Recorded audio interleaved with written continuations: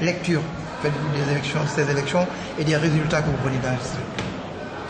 Mais d'abord, je voudrais remercier et féliciter toute la population de Ziguinchor pour sa maturité et pour cette belle réussite. Ces élections-là sont les résultats que nous avons obtenus. Il a été grâce à l'appui des populations de Ziguinchor qui ont fait preuve de maturité malgré les promesses mirobolantes de l'autre côté, promesses qui ont été faites depuis juin 2012 et qui n'ont pas été suivies d'effet, réitérées en mars 2014 à l'occasion du lancement du PPDC, donc qui n'ont pas aucun suivi d'effet. À côté de cela, il y a tout cet harcèlement juridico-politique qui a été, et tout ce musulman, toute cette persécution de la part du pouvoir qui a été en tout cas un facteur aussi qui a fait que les populations ont renouvelé leur confiance, en dehors du fait que nous avons réalisé un bilan fort et léger, un grand bilan, je pense qu'il est visible de tout le monde, que ce soit dans le domaine des infrastructures routières, dans le domaine de l'éclairage public, dans le domaine de la santé, et dans le domaine de l'éducation, nous avons fait beaucoup de choses. Et puis, il y a aussi la construction de cette nouvelle hôtel de ville. Donc, beaucoup de choses qui ont donné la fierté à notre ville, à notre population. Et donc, qui se sont inscrites dans la continuité de ce que nous étions en train de faire. Donc, je pense, et puis, il y a aussi cet élan, ce regroupement de la nouvelle génération d'hommes politiques de notre région, à travers notre coalition des Kédiama.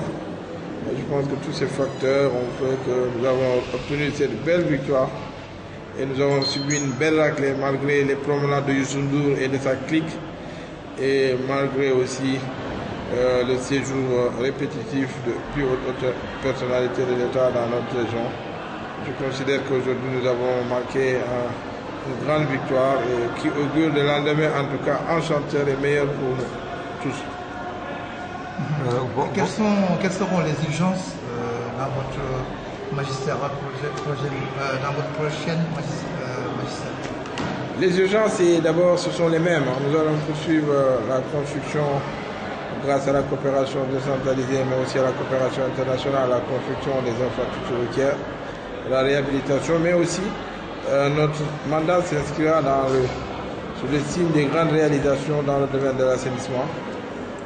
Avec la mise en œuvre du plan directeur d'assainissement de Ziguinchor, qui a été lancé en 2009, qui a pris fin en 2011, et dont les premiers financements sont déjà disponibles, qui va concerner la phase prioritaire pour les quartiers qui sont dans les bas-fonds, que ce soit les quartiers de Goumel, de Goutte, de Diefaye, les quartiers de Santiaba, de Boudou d'Escale, de Belfort et de Kadior, mais aussi Boucour Nord, Koloban et Soukoupapaye, qui seront concernés, et puis la construction des canaux à ciel ouvert, et puis beaucoup d'autres ouvrages d'assainissement qui permettront en tout cas de drainer aussi bien les eaux usées que les eaux de pluie. Et avec la construction d'une station d'épuration, la construction de 3 stations de pompage, ça c'est pour l'assainissement, mais aussi pour les eaux ménagères. Nous avons été sélectionnés par le Fonds mondial de l'environnement et par l'ONUDI pour l'installation de 3 unités industrielles de traitement des eaux ménagères, de traitement des déchets plastiques et de traitement des déchets industriels dangereux, sans compter les incinérateurs pour les déchets biomédicaux dans les 3 hôpitaux. Donc il y a ces projets. Nous avons aussi, nous allons mettre en place, le financement est déjà là, l'unité de gestion du projet est déjà installée. Ce qui concerne l'usine de traitement des boues de vidange, grâce à un don de 1 milliard de la BAD. Donc ce projet est dans sa phase d'exécution. Et puis nous sommes en train de poursuivre les études de la marina de Boudodi avec la ville de La Rochelle et la ville de Compiègne. Et puis il y a une ville suédoise qui s'appelle Offenheim qui s'est joint au projet. Donc à la fin des études, nous allons déposer une requête de financement auprès de l'Union européenne pour financer ce projet important de construction d'une marina ultramoderne sur les berges du fleuve au niveau de Boudodi.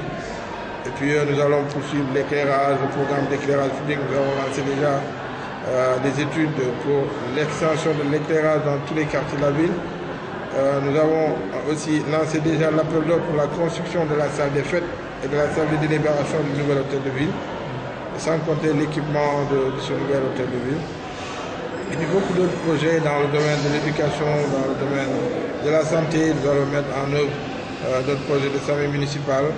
Nous avons déjà 4 unités d'ambulance au niveau de l'hôpital Silence. Nous attendons d'arriver à 6 pour lancer totalement le projet de santé municipale.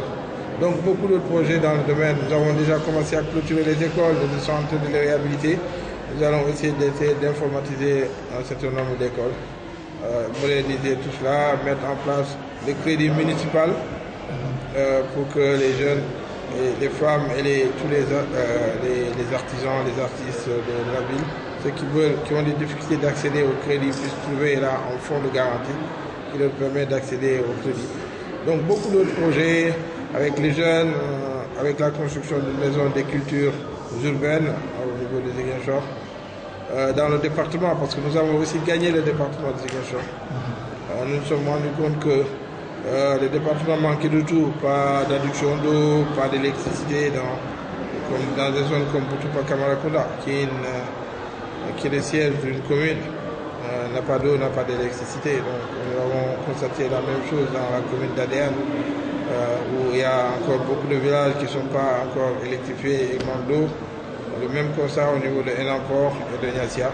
Nous allons faire de telle sorte qu'au niveau du conseil départemental, que toutes ces questions de construction d'infrastructures sociales de base, en tout cas trouver des réponses grâce à la coopération décentralisée. Et aussi on nous a dit que nous avons promis que la Casamance sera la zone d'expérimentation du fameux acte 3 de la décentralisation. J'ose espérer que ce ne sont pas des discours creux et que cela va se poursuivre parce que nous sommes dans un état de droit, nous sommes dans une démocratie et la démocratie a fait que ce sont nous qui avons été choisis par les populations. Et par conséquent, nous attendons fermement que cette promesse soit en tout cas concrétisée le plus rapidement possible parce que nous avons remporté les élections de façon démocratique. Monsieur le maire, on a vu qu'au lendemain de vos élections, vous avez organisé une tournée à travers la ville. Dites-nous quelles ont été les grandes lignes de cette tournée que vous avez organisée aujourd'hui. Oui, j'étais avec une télévision étrangère qui faisait un reportage un peu sur l'espoir que nous avons réalisé de battre à plat de couture de la coalition gouvernementale. Mais aussi, nous avons profité pour montrer un peu les différentes réalisations que nous avons faites dans le domaine de la santé, mais aussi dans le domaine des infrastructures. Mais aussi, nous avons profité pour remercier les gens au niveau des marchés. Nous avons profité pour remercier les populations pour la confiance qui a été placée en nous à l'occasion de ces élections. En tout cas, je voudrais vraiment remercier les populations de Ziguinchor, les populations de la Casamance de façon générale, de la région de Ziguinchor, parce qu'aujourd'hui, nous contrôlons 2 départements sur 3 de la région de Ziguinchor et pratiquement toutes les collectivités du département de Ziguinchor, sauf une seule, celle de Niassia, qui nous a échappé, qui est contrôlée en fait par une dissidence plus ou moins de notre coalition. Et à Oussouye aussi, nous contrôlons la plus grande collectivité locale qui est celle de Boucau-Diembéring et la collectivité locale de Santiago-Manjac, plus le département de Souy que aussi nous contrôlons. Nous avons gagné quelques collectivités locales dans le Sédou. Donc je considère que la Casamance, en tout cas dans ses fondamentaux, est entre nos mains et j'ose espérer que Dieu va nous donner les moyens, en tout cas, de pouvoir subvenir aux besoins des populations de cette zone. Monsieur le maire, les populations vous ont fait confiance, vous ont encore réélu à la tête de cette institution et attendent avec impatience votre installation. D'ailleurs, vous avez annoncé la venue d'Idriss Seck et de Khalifa Sall. Est-ce que vous pouvez revenir sur ça? Oui, j'ai eu un coup de fil amical d'Idriss Seck qui m'a, avec Talassila et tous les autres, qui ont essayé en tout cas de me féliciter pour ces brillants résultats et qui m'ont annoncé qu'ils souhaiteraient venir ici à Ziguinchor à l'occasion de l'installation du nouveau conseil municipal. Et ils m'ont en même temps adressé une invitation pour que je vienne aussi assister à l'installation. Je considérais que c'était amical. C'est avec plaisir que j'aménagerai mon agenda pour pouvoir y être et les prévenir aussi à temps de la date d'installation de notre bureau municipal, de notre nouveau conseil municipal pour que, et puis nous allons adresser des invitations à d'autres hommes politiques aussi, leaders, pour que tout le monde puisse venir ici. Je pense que nous sommes une nouvelle génération de leaders et ces élections a redessiné une nouvelle carte politique au niveau du Sénégal. Et je suis heureux qu'ici, au niveau du Sud, que nous ayons en tout cas compris ce message et que nous ayons consolidé le leadership qui était en train de se dessiner depuis quelques années. Par conséquent, ça nous donne en tout cas l'opportunité de poursuivre le combat pour les échéances futures. Monsieur le maire, vos alliés disent que c'est une bataille qui vient d'être gagnée. Il y a la guerre qui reste, qui est la présidence en 2017. Dites-nous officiellement, est-ce qu'Abdoulaye Baldé est candidat en 2017 et comment il compte gagner cette bataille? Oui, pour l'instant, je ne peux pas dire de façon péremptoire que je suis candidat. Vous savez, 2017 appartient à Dieu. Mais ce que nous voulons en dire, c'est que nous prions pour que Dieu nous donne les moyens, la santé et les capacités d'arriver à 2017 et de construire une bonne coalition, parce qu'il ne s'agira pas d'y aller seul. Il faudra construire une bonne coalition avec d'autres Sénégalais, dont certains d'ailleurs m'ont déjà donner des coups de fil et qui considèrent que nous avons déjà, en tout cas à partir de cette victoire, nous allons construire quelque chose de solide en direction de 2017 et puis Dieu qui nous donne les moyens et la capacité d'y arriver. En tout cas, à partir de là, nous avons déjà, comme je l'ai dit, le visa des populations de notre base pour aller à la conquête du Sénégal. Maintenant, nous sommes dans des appareils partisans, il y a un ensemble de mécanismes qu'il faut respecter, des règles aussi. C'est le parti qui investit un candidat.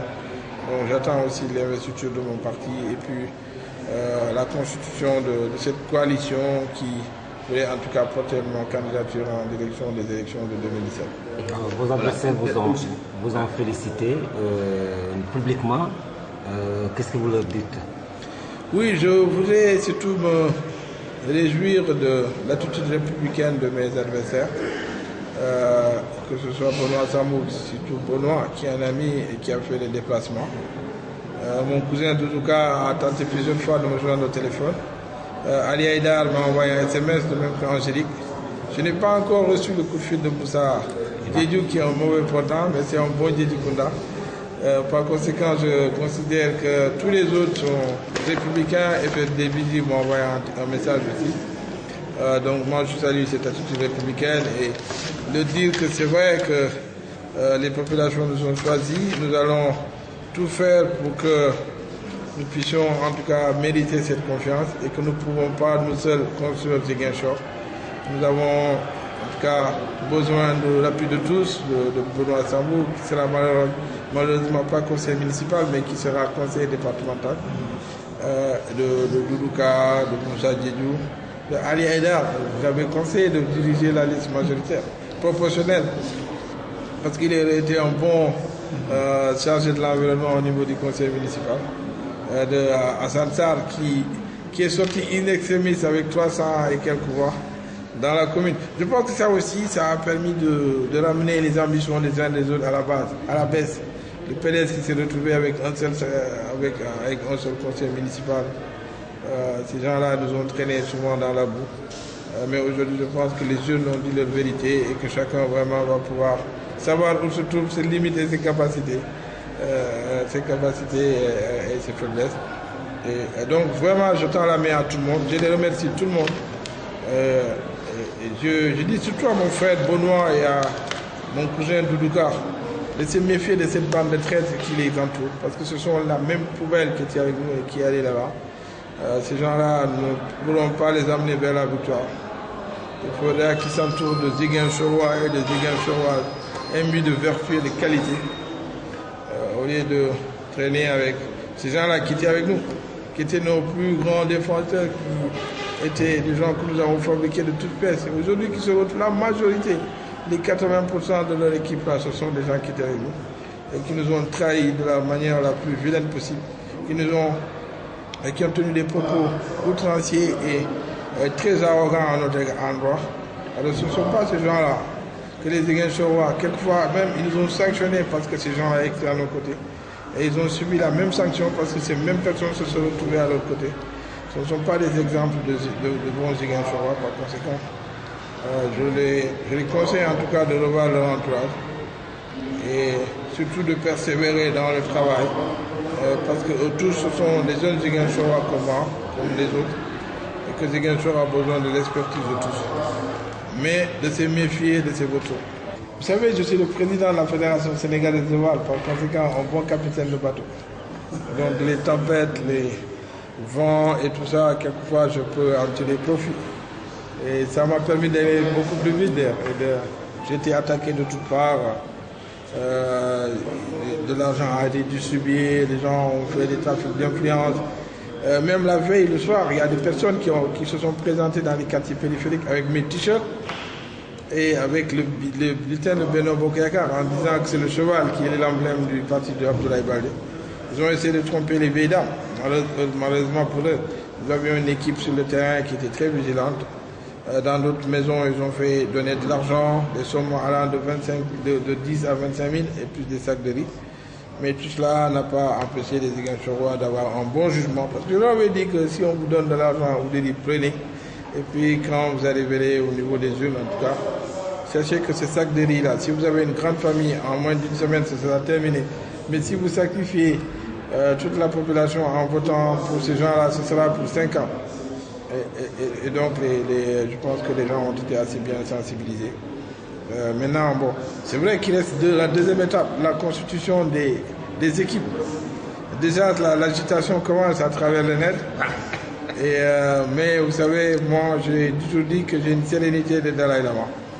J'aurai la tête froide et je réfléchirai, je prendrai les personnes, les hommes et les femmes que je suis capable de conduire les destinées de cette ville-là, qui pour constituer la meilleure équipe possible. Et je vous dis cette fois-ci, vraiment, si vous voyez la liste des conseils municipaux, la plupart habitent dans la ville. Et je considère que le critère de résidence ici sera déterminant pour la mise en place des équipes, parce qu'il ne faudrait pas qu'on puisse donner des responsabilités à des personnes qui ne seront à Ziguinchor que de façon épisodique. Même si moi-même, le maire, bon, je ne suis pas ce moment-là, mais je considère que je suis le capitaine. Il ne s'agit pas d'être un maire résident, mais d'avoir un maire d'être un maire qui apporte beaucoup à sa ville, qui va dans l'international, qui revient avec des choses, mais qui sera de façon régulière. Je suivrai moi-même les projets, parce que nous avons de grands projets en chantier. Mais c'est pour cela, pour la mise en œuvre quotidienne de tout cela, nous aurons besoin d'une équipe solide, une équipe renouvelée au niveau des différents conseils, que ce soit aussi bien au niveau du bureau municipal. C'est une tâche qui est rendue ardue avec la présence de la parité. Et puis en plus, on a réduit le nombre des adjoints maires qui passent de 15 à 10 avec la parité, et donc ça va poser beaucoup de problèmes. Mais ça aussi, c'est ça faire preuve. Un responsable est toujours confronté à des difficultés. Et il faut savoir maintenant, de façon la tête froide, essayer de faire en tout cas les choses en respectant le plus grand, les critères objectifs, en ne faisant pas du subjectivisme, pour mettre en place une équipe dynamique, une équipe en tout cas qui sera capable de mener les changements que nous voulons opérer au nom aussi bien du conseil municipal que du conseil départemental. Parce que notre coalition, qui était forte de 14 personnes, les deux conseils sont en majorité composés de militants de notre parti, donc le 16. Par conséquent, notre parti a un rôle important à jouer. Nous allons aussi faire du test que les alliés soient associés à toutes les décisions, en tout cas, et aux différents aussi, qui soient aussi responsabilisés dans les différentes instances. Donc nous ferons en tout cas ce qui est mieux pour Ziguinchor. Vous l'avez évoqué tantôt, M. le maire, la parité, c'est-à-dire que les femmes vont occuper une place dans le conseil départemental et dans le conseil municipal. Ah oui, tout à fait. Moi, j'ai reçu, en tant que président de l'association des maires et chef de parti, j'avais reçu le caucus des femmes leaders qui sont venus pour que je sois leur interprète et que je sois leur avocat. Moi, je considère que la parité doit être absolue. Et maintenant, je subis la pression des hommes. Bon, de toute façon, on a encore un mois pour réfléchir, mais ma conviction est qu'il faut respecter la parité absolue. Si le maire est un homme, le premier adjoint devrait être une dame, et puis ainsi de suite. Donc, en conséquent, je pense que cela s'appliquera aussi bien au niveau du conseil municipal qu'au niveau du conseil départemental. Si d'ici là, mes colistiers ne me font pas trop de pression, et que surtout, j'avais demandé aux femmes qui composent ce comité de voir aussi, parce qu'il y a la jurisprudence de l'Assemblée nationale, où la parité n'a pas été respectée.